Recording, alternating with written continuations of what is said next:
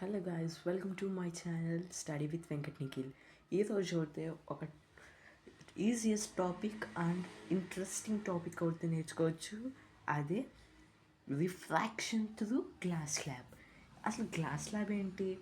A material which content fully glass material. Okay, ఇక్కడ అయితే refraction అంటే ఒక లైట్ రే అనేది ఒక ఆబ్జెక్ట్ని అంటే ఒక మెటీరియల్ని టచ్ చేసి తన పాత్ డైవర్ట్ చేసుకొని ఇంకో చోట నుంచి వెళ్ళడం. ఓకే, ఇప్పుడైతే ఆ పాత్ వచ్చి చూడవచ్చు. మనం అయితే ఇప్పుడు ఒక ఇంట్రెస్టింగ్ విషయం అయితే తెలుసుకోవచ్చు. మొదలు పెడతాం. Let's start.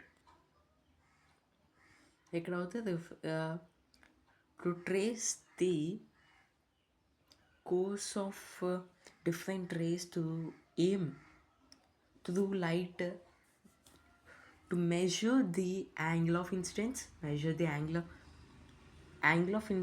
difference between both, and next refraction to verify Snell's law.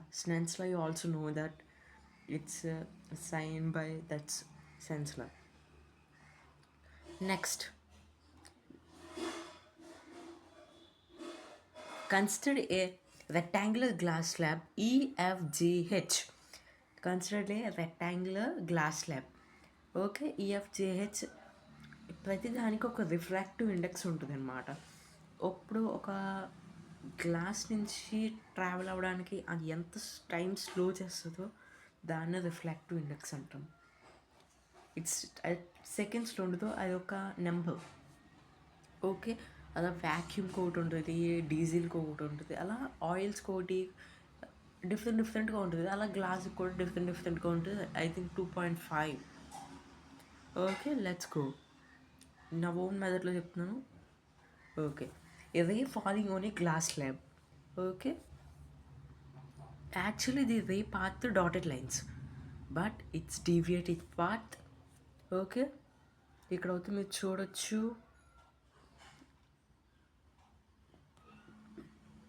ఈ ప్లేస్లో రే ఇటువైపు వెళ్ళింది. మామూలుగా ఇటువైపు వెళ్ళాలి, కాకపోతే ఇటువైపు వెళ్ళింది. ఇక్కడ ఒక యాంగిల్ అయితే ఫామ్ చేసింది. రే ఇటువైపు అయింది, మామూలుగా ఇటువైపు అవ్వాలి, కాకపోతే ఇది ఇటువైపు వచ్చింది.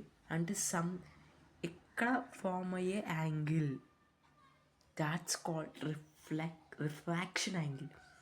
This is instant angle of instant, angle of refraction. Again ఇక్కడికి వచ్చేసరికి ఓకే, ఇక్కడికి వచ్చేసరికి మళ్ళీ ఇటువైపు సేమ్ పాత్లో డీవియేట్ అవుతుంది చూడండి. ఓకే, సేమ్ పాత్ నుంచి డీవియేట్ అవుతుంది. See here. ఓకే, ఈ బయటకు వచ్చిన దాన్ని ఎక్స్ట్రీమ్ రేస్ అంటారు. Okay, thank you for watching my video. See you soon.